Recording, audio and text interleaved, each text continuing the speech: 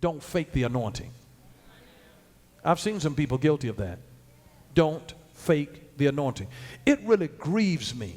It grieves me when I see people who so lack discernment that they cannot tell the difference between talent and anointing. That grieves me. That grieves me. That grieves me. Now let me tell you this.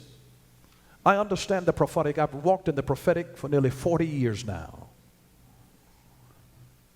And I want you to know that there is pseudo-prophetic people in the earth today. Walking up to people. And let me help you to understand. May I talk to you out of my spirit? The pseudo-flesh prophet begins to prophesy to you about things that you already know about. Talking to you about your name and your address and your telephone number, your bank account.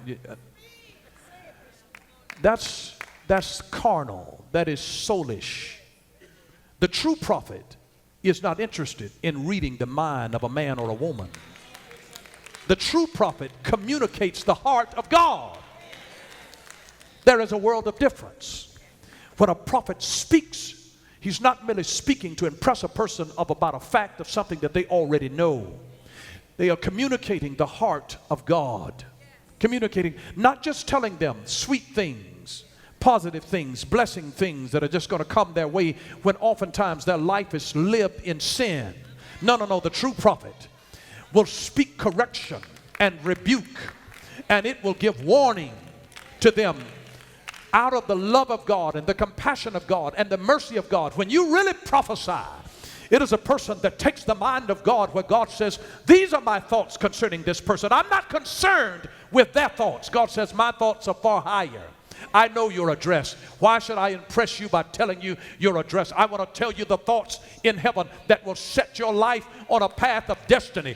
I want to speak to things that are dead in you so they will come alive. When you really prophesy, you begin to talk out of the resources of heaven and speak those things down into the earth realm. It is not a soulish thing of where we try to aggrandize somebody and manipulate them through cunning ways. And I've seen it, and people act as though it is a genuine work of God when it is an artificial type of trying to duplicate the anointing. And God says, the anointing that I have, you shall make none other like this. When you really have the prophetic speaks the heart of God. It speaks the mind of God concerning future things, people, places, and things in the future. And even where you are now, God sees you. He calls those things that be not as though you were.